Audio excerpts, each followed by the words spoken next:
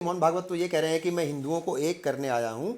RSS का असल मकसद ये है कि जो भेदभाव है विद इन हिंदूज की बात करें, अगर हिंदुओं तो की बात नाम करें बताइए ना आप। तो जितने एक भी आरएसएस प्रमुख का नाम बताइए। हाँ, तो जितना भी है कि वो सर 1925 में बनी, एक करने आए हैं। 1925 में बनी, 100 साल अब शताब्दी मना रहे हैं वो जी।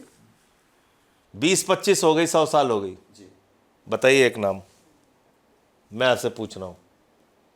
आप तो वरिष्ठ पत्रकार हैं, एक नाम बताइए जो दलित है, आरएसएस का प्रमुख। विचार चल रहा हो वहां पर। एक नाम बताइए जो आदिवासी है, एक नाम बताइए जो पिछड़े वर्ग से है, और छोड़िए 50% आबादी का एक प्रमुख बताइए।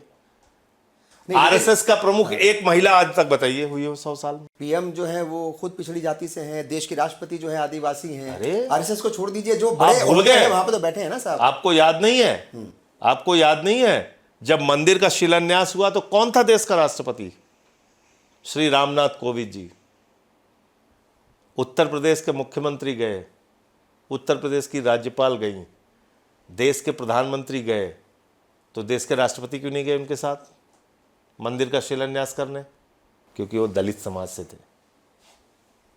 और आ जाइए, जब मंदिर का उद्घाटन हुआ, प्रदेश के मुख्यमंत्री गए, प्रदेश की राज्यपाल गई, देश के प्रधानमंत्री गए, देश की राष्ट्रपति क्यों नहीं गई?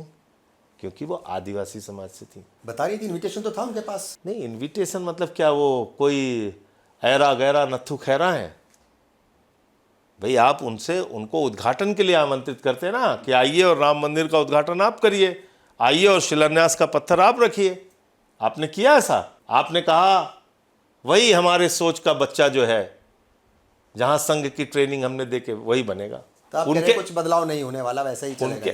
नहीं होना है, नहीं होना है। एक आरएसएस के कार्यकर्ता का वीडियो आप देखिएगा, मैं आपको भेजूंगा, वो कैसे बता रहा है कि उसके घर में आरएसएस के लोग खाना खाने को तैयार नहीं थे क्योंकि वो दलित समाज से था।